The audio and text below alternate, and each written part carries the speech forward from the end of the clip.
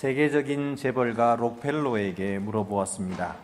사람이 얼마만큼 돈을 가져야 행복합니까? 그랬더니 이 록펠러가 하는 말이 사람이 가진 것보다도 조금 더 가지면 행복합니다. 그렇게 이야기를 하더랍니다. 아무리 많이 가져도 가진 것으로 만족하는 사람이 없다는 거지요.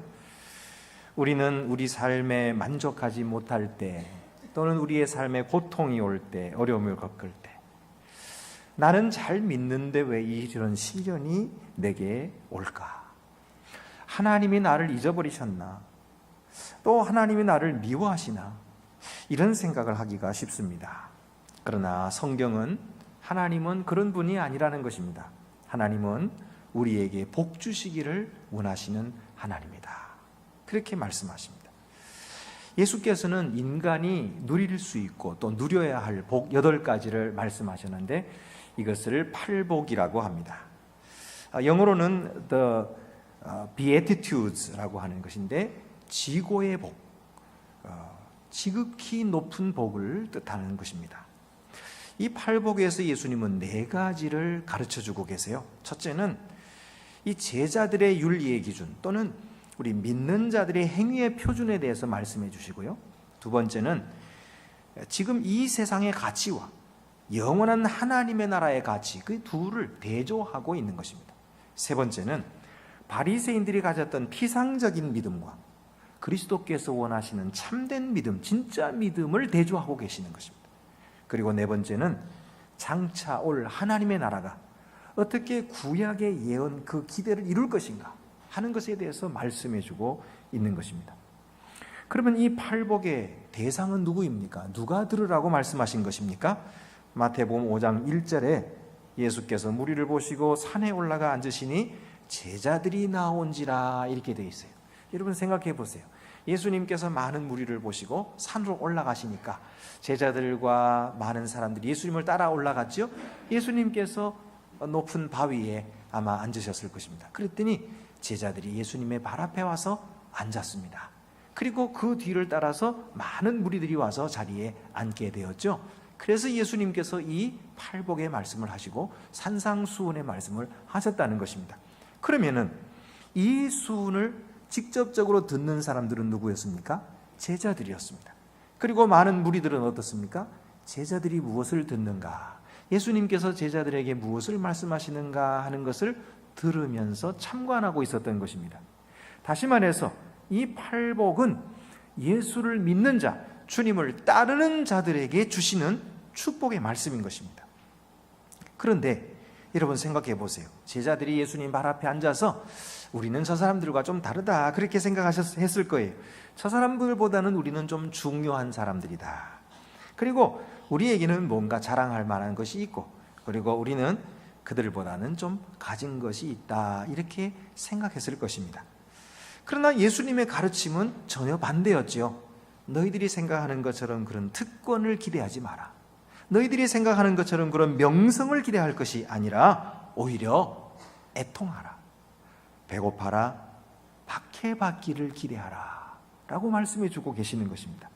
그리고 그 보상이 또한 이 세상에서가 아니라 영원한 하나님의 나라에서 받게 될 것이다. 그래서 이렇게 사는 것이 바로 믿는 자의 삶의 표준이다 이렇게 말씀하고 계시는 거예요. 우리가 이 팔복의 말씀을 읽어보면은 우리의 기대와는 좀 다르죠. 흔히 복이라 생각할 때에 우리가 우리나라는 이 새해를 2번씩이나 지내니까 새해 복 많이 받으세요 이럴 때 2번씩이나 합니다. 근데 새해 복 많이 받으세요라고 세상 사람들이 말할 때 그 복은 무엇일까요? 그 복은 쉽게 말해서 세상에서 잘 되는 거죠. 건강하고 사업 잘 되고 자식 잘 되는 것, 이런 것이 복이라고 할 것입니다. 그런데 예수님께서 말씀하시는 이 팔복의 복의 내용은 그런 내용이 아닙니다. 세상 나라와는 다른 하나님의 나라의 가치에 대해서 보여주고 있는 것입니다. 심령이 가난한 자가 복이 있다. 애통하는 자가 복이 있다. 박해를 받는 것이 복이라 하는 것입니다. 이것이 어떻게 복이 됩니까? 세상적인 기준으로 보면 이건 도저히 복이 아니에요. 이건 저주를 받는 거죠. 이거 왜 복이 됩니까? 여러분, 우리 팔복을 다시 한번 하나씩 살펴보겠습니다. 첫 번째 복은 무엇입니까? 3절에 심령이 가난한 자는 복이 있나니 천국이 그들의 것이며. 심령이 가난한 자가 복이 있다 그러는데, 심령이 가난하다는 것이 무엇일까요? 심령이 가난하다고 하는 것은 자신의 부족함을 깨닫는 것입니다. 영어로는 those who realize their need for him, 자기들의 필요한 것을 깨닫는 자. 그러니까 나는 충분하다 이렇게 생각하는 게 아니에요. 나는 이만하면 됐다라고 만족하는 마음이 아닌 것입니다. 오히려 나는 모자랍니다. 나는 주님의 사랑이 필요합니다. 나는 배고픕니다. 나는 주님의 은혜에 목이 마릅니다. 라고 고백하며 자기 자신의 부족함과 자기 자신에게 뭔가 필요함이 있다는 것을 깨달을 때에 우리는 가난한 심령이 되는 것입니다. 그렇게 되면은 그런 사람들이 모여서 함께 나누게 되는 것이죠. 그러면 거기에 천국이 이루어지는 것입니다. 지금 우리들의 태도와 얼마나 다릅니까? 우리는 교회 올 때 사람들에게 잘 보이고 싶어 하지요. 저를 포함해서 잘 보이고 싶어. 그래서 집안에 무슨 문제가 있냐? 아니요, 무슨 문제가 있어요? 아무 문제 없습니다. 잘 삽니다. 좀 부족한 게 있네? 아니요, 부족함이 없어요. 건강합니다. 다 사람들에게 나는 잘 살고 있다, 나는 행복하다, 이렇게 보이고 싶어 하지요. 그러면 그렇게 될 때에 천국이 이루어질까요? 안 이루어진다는 거예요. 미안합니다만 안 이루어져요. 그렇게 되면 천국은 언제 이루어집니까? 주님, 제가 배가 고픕니다. 주님, 저는 먹을 것도 있고 입을 것도 있고 살 집도 있습니다. 그러나 나의 영혼은 주님을 간절히 사모합니다. 주님의 은혜가 없이는 살 수 없는 존재입니다. 주님, 나는 가난합니다. 주님, 나는 목마릅니다. 하고 주님 앞에 나오는 자들이 있을 때에 거기에 천국이 이루어진다는 거예요. 거기에 하나님의 은혜가 나타나고 거기에 사랑이 오고 가는 것이죠. 주님은 이것을 우리에게 선물로 주려고 하시는 것입니다. 여러분 모두 이 선물을 받으시기를 바랍니다. 두 번째로, 애통하는 자는 복이 있나니 그들이 위로함을 받을 것이며. 애통한다고 하는 것은 슬퍼하는 것이죠. 아주 아프게 슬퍼하는 것입니다. 이 애통한다고 하는 것은 하나님 앞에서 자기 자신의 무가치함을 깨달았기 때문에 아파하고 슬퍼하는 것이에요. 자기의 죄로 인하여 슬퍼하는 것이죠.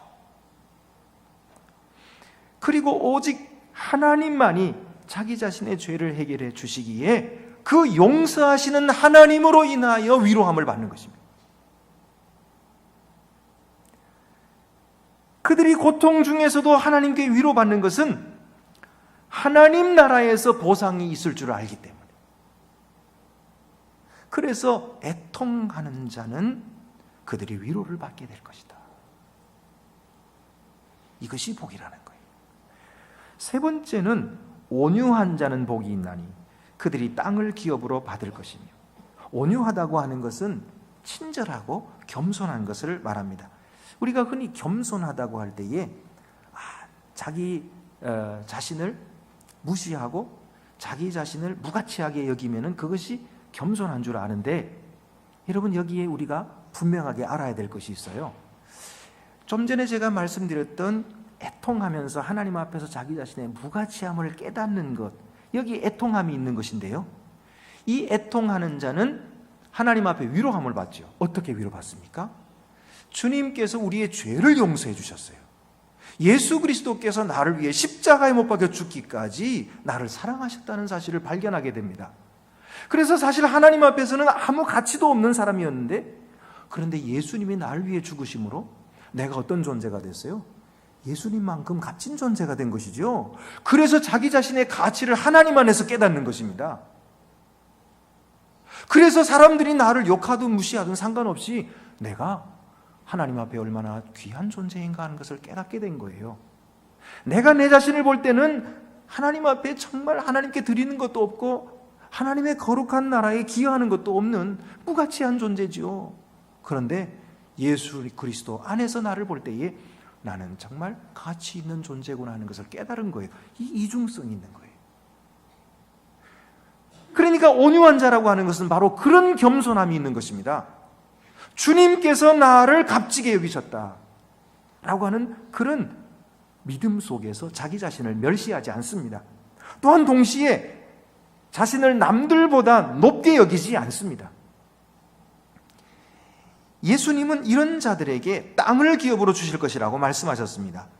땅은 천국의 유산을 뜻하는 것입니다. 계시록에도 하나님을 믿는 자들에게는 새 하늘과 새 땅을 주시겠다고 말씀하셨습니다.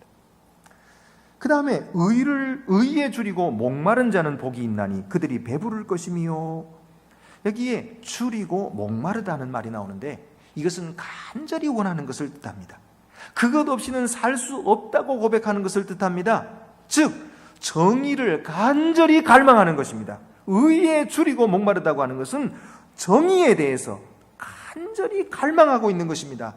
개인적으로는 하나님의 의가 필요합니다. 하나님의 의를 저에게 주십시오. 꼭 필요합니다. 그리고 고백하며 갈구하는 것을 뜻합니다. 사회적으로 말하면은 정의를 이루기 위해서 힘쓰는 자를 말하는 것입니다. 이것이 의에 줄이고 목마른 자인 것입니다. 그러면 그들을 하나님께서 배부르게 해주시겠다, 만족하게 해주시겠다, 그런 말씀이에요.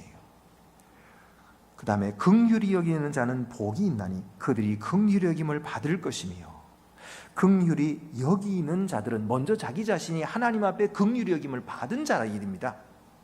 하나님이 나의 죄를 불쌍히 여겨주셨고 나의 존재, 가치 없는 존재인데도 하나님께서 나를 고귀하게 여겨주셨기 때문에 나도 다른 사람을 고귀하게 여겨줄 뿐만 아니라 그를 불쌍히 여기고 긍휼히 여겨서 그의 죄를 용서해 주는 겁니다. 그의 잘못을 덮어주는 것입니다. 이것이 긍휼히 여기는 사람이죠. 이렇게 긍휼히 여기면 어떻게 된다 그랬어요? 긍휼히 여김을 또 받는다 그랬어요. 그러니까 또 받으니까 그 풍성한 마음에서 다른 사람을 또 불쌍히 여겨주겠죠. 그 불쌍히 여겨주니까 하나님은 또 불쌍히 더 여겨주시고 선순환이 되는 것입니다. 그래서 점점 더 긍휼히 여기는 자가 되고 하나님께 긍휼히 여김을 받는 자가 되는 거예요.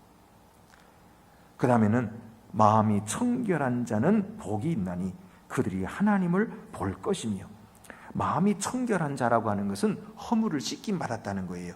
그래서 순수한 마음을 갖고 정직한 마음을 가진 자를 말합니다. 진실한 자를 가리키는 것입니다. 하나님께 대해서 충성된 자입니다. 이런 사람은 두 마음을 품는 자가 아닌 거예요. 마음이 왔다 갔다 하는 자가 아니에요. 풍랑에 밀려서 떠다니는 배와 같이 그런 자가 아닌 것입니다. 그들은 한 마음입니다. 한 번 마음을 정했으면 하나님께로 끝까지 정하고 흔들리지 않는 자가 바로 이런 자입니다. 신실하게 섬기는 자들이죠. 누가 뭐라고 하든지 욕을 하든지 누가 뭐 비난을 하든지 상관없어요. 나는 하나님께 마음을 정했습니다. 주님이 기뻐하신다면 나는 끝까지 그 일을 할 것입니다. 그래서 신실하게 끝까지 섬기는 자, 이 자가 바로 마음이 청결한 자입니다. 그들은 하나님을 보게 될 것이다 그랬어요. 이 땅에서는 믿음의 눈으로 하나님을 보게 될 것이고요, 하나님의 나라에 가서는 얼굴과 얼굴을 대하여 볼 것입니다. 그 다음에 화평하게 하는 자는 복이 있나니 그들이 하나님의 아들이라 일컬음을 받을 것이며, 화평케 하는 자, 하나님은요 자기 아들들을 피스메이커로 부르십니다. 이 화평케 하는 자라고 하는 것은 쓰라린 마음을 가지고 분쟁하는 마음을 가진 사람들을 화해시켜 주는 것입니다. 단순히 싸움을 달래주는 자가 아니라 근본적인 문제를 해결함으로써 평화를 유지케 하는 자를 말합니다. 교만한 사람, 이기적인 사람은 이런 평화롭게 하는 일에는 관심이 없습니다. 마지막 8번째로, 의를 위하여 박해를 받는 자는 복이 있나니 천국이 그들의 것입니다. 여기 박해받는다고 할 때에 그리스도인이 박해를 받는 일을 놀랍게 여기서는 안 됩니다. 왜냐하면 세상은 악한 사탄의 통제하에 있기 때문에 하나님을 따르는 그리스도인은 늘 공격받게 되어 있습니다. 예수께서도 핍박을 받으시면서 제자들에게 너희는 나에게 속한 자이기 때문에 그들이 너희를 미워할 것이다. 너희도 핍박을 받게 될 것이다 라고 말씀하셨어요. 그렇기 때문에 우리가 핍박받는 것을 이상하게 여겨서는 안 됩니다. 핍박을 받을 때에 내가 예수님 편에 서 있구나. 내가 바로 하나님의 생명책에 내 이름이 기록되어 있구나 하는 것을 깨닫고 기뻐해야 되는 것입니다. 박해받는 자는 천국이 보상으로 주어진다고 말씀하셨습니다. 주님은 다시 11절 12절에 말씀하시기를 나로 말미암아 너희를 욕하고 박해하고 거짓으로 너희를 거슬러 모든 악한 말을 할 때에는 너희에게 복이 있나니 기뻐하고 즐거워하라. 하늘에서 너희 상이 큼이라. 너희 전에 있던 선지자들도 이같이 박해하였느니라. 여러분, 박해를 받을 때에 우리가 오히려 기뻐하고 즐거워하라 그랬어요. 슬퍼하거나 서운해하지 말라는 말이에요. 오히려 그런 일로 말미암아 기뻐하라. 왜? 하늘에서 우리의 상이 클 것이기 때문에. 또한 구약에 나타났던 선지자들도 그처럼 하나님의 이름으로 핍박을 받았기 때문에 우리가 핍박을 받을 때 그들의 반열에 서게 되는 것입니다. 그러므로 우리는 이런 핍박받으면서도 기뻐하고 즐거워하는 자가 되어야 합니다. 여러분들이 그렇게 핍박하고 즐거워하는 자가 되시기를 바랍니다. 예수님께서 가르치신 복은 이처럼 지혜롭고 능력 있고 자랑할 만한 자에게 복이 있는 것이 아니고 약하고 가진 것 없고 천하고 미련한 자들에게 복이 있다고 말씀하십니다. 왜 그럴까요? 오늘 우리가 읽은 고린도전서 1장의 본문을 보면은 그런 자격 없는 자들에게 복을 주시는 것이 하나님의 지혜라는 거예요. 그런 자격 없는 자들이 복받게 하시는 것이 하나님의 지혜다, 이렇게 말씀하고 있어요. 여러분 생각해 보십시오. 세상에서는 지혜로운 자, 똑똑한 자, 능력 있는 자, 가진 자들이 잘 살고 성공하는 것입니다. 그런데 하나님께서는 이 지혜로운 하나님은 이 세상에 아무리 지혜롭다고 하는 자도 하나님의 미련함에 미치지 못하고 이 세상에서 강하다고 하는 사람이 하나님의 약하심에 미치지 못합니다. 이런 하나님은 전혀 다르게 역사하시는데 그는 세상의 미련한 것들을 택하사 지혜 있는 자들을 부끄럽게 하시는 분이십니다. 그는 세상의 약한 것들을 택하셔서 강한 것들을 부끄럽게 하려 하시는 분이십니다. 그는 세상의 천한 것들과 멸시받는 것들과 없는 것들을 택하사 있는 것들을 폐하려 하시는 분이십니다. 할렐루야. 그가 이렇게 하시는 이유가 무엇입니까? 어떤 사람도 하나님 앞에서 자랑하지 못하게 하려 하시기 때문입니다. 생각해 보십시오. 강한 자들, 그들의 힘은 어디서부터 온 것입니까? 하나님이 주신 것이에요. 지혜로운 자들, 그들의 지혜는 누가 주신 것입니까? 하나님이 주신 것입니다. 그런데 그들은 자기 지혜로 자기 힘으로 된 줄 알아요.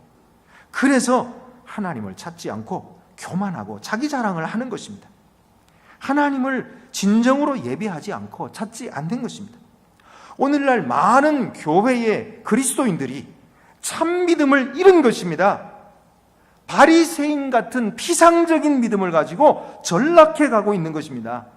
기쁨도 없고 감격도 없는 습관적인 신앙생활을 하면서도 자기 만족에 빠져서 이만하면 됐지 뭘 더 한다고 하느냐.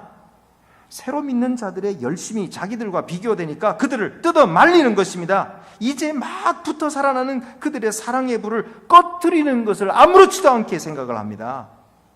하나님께 드리는 것을 가볍게 여기게 만들고 자기처럼 억지로 드리거나 안 드려도 된다고 가르칩니다. 너무 열심히 하지 말라고 합니다.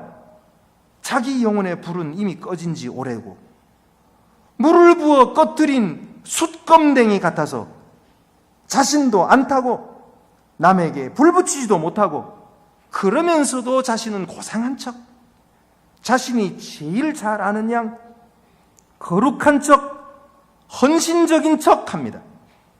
자신을 위해 쓰는 것은 하나도 아까워하지 않으면서 주님께 드리는 것은 인색하게 부담되지 않게 드립니다. 여러분, 하나님께 드리는 것이 어떻게 부담되지 않게 드릴 수가 있습니까? 그것이 사랑입니까? 부담되게 드려야 돼요. 그게 사랑인 것입니다. 그러면서도 생색은 낼 대로 냅니다. 자기 자랑합니다. 또한 그것을 본이라고 후배들에게 가르칩니다. 여러분, 우리는 이런 자들을 닮아서는 안 됩니다. 오늘날 거짓 선생들이 너무 많습니다. 호세아 13장에서 하나님은 이스라엘에게 너희가 패망할 것이라 말씀하십니다.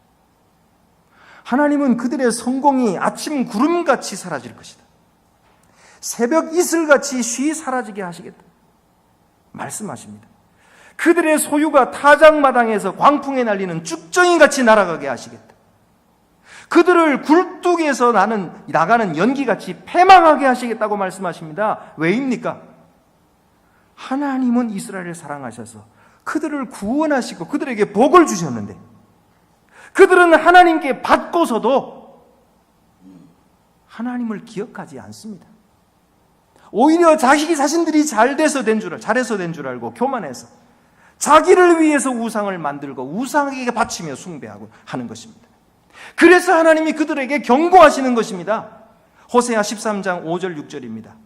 내가 마른 광야의 땅에서 내가 광야 마른 땅에서 너를 알았거늘 그들이 먹여준 대로 배가 불렀고 배가 부르니 그들의 마음이 교만하여 이로 말미암아 나를 잊었느니라. 배가 부르니 그들이 교만하여 나를 잊었느니라. 여러분, 오늘날 한국교회와 성도들을 두고 하시는 말씀이 아닙니까?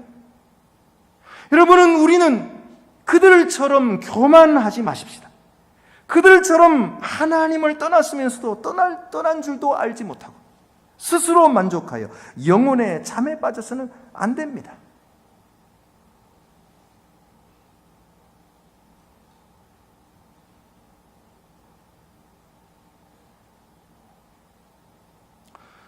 유명한 찰스 스윈돌이 지은 Church Awaken이라는 책이 있습니다.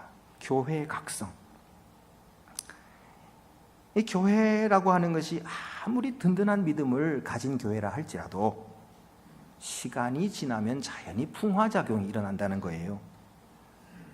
그래서 열정이 식어지고 형식적이 될 수밖에 없다고 그는 말하고 있어요. 그렇기 때문에 교회는 끊임없이 각성하게 돼야 된다. 스스로 깨어 일어나야 된다. 그런데 교회를 각성하게 하는 변화가 무엇인가 할 때 그는 세 가지를 말합니다. 첫째 변화는 하나님의 사람들이 의에 줄이고 목말라야 한다. 이 팔복의 말씀을 들어서 말해주고 있어요. 사람들이 의에 줄이고 목말라야, 이런 변화가 일어나야 교회가 다시 세워진다는 거예요. 둘째는 목사들이 소명에 실패한 것을 회개해야 된다. 하나님께 부르심을 받을 때에 그 부르심을 받아 결단했던 그 처음 소명을 잊어버리고 망각하고 세상의 물질, 자기 명예 쫓아가는 그 행위를 회개하고 돌아와야 돼. 셋째는 교회가 성경적인 존재 목적을 나타내야 된다. 하나님께서 교회를 세우신 교회가 왜 사회 속에 존재하느냐? 사회를 살리고 영혼을 구원하고 정의를 이루기 위해서 교회를 두셨는데 그 존재 목적이 희미해지고 자기들끼리 좋아하고 세상에 관심 없으면 안 된다는 거예요. 끊임없이 세상 밖으로 관심을 돌리고 가난한 자, 소외된 자를 돌아봐야 된다는 거예요. 저는 목사니까 이 세 가지 중에서 두 번째가 저에게 해당된다고 생각했어요. 그래서 자세히 읽어보니까 이런 말이 나와요. 그가 이렇게 말합니다. 우리 목회자들이 속이기를 멈춰야 한다. 정말로 하나님과 시간을 보내는 목사가 우리 중에 얼마나 되는가? 우리 중 기도로서 하나님 앞에 마음을 쏟아놓는 목사가 얼마나 되는가? 잃어버린 영혼들을 위해서 정말로 간구하는 자가 얼마나 되는가? 지금은 이 거짓으로부터, 탐욕으로부터, 형식적인 영으로부터, 부족한 열심으로부터, 헌신된 기도의 부족으로부터 회개해야 할 때다. 이 글이 저의 마음에 와닿았습니다. 아, 그렇구나. 나도 그런 목사 중에 하나구나. 내가 건강한 교회를 죽이고 있구나.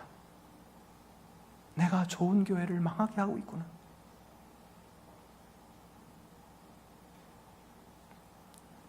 주님, 불쌍히 여겨 주옵소서. 저부터 깨워 주옵소서. 하나님께 기도했습니다.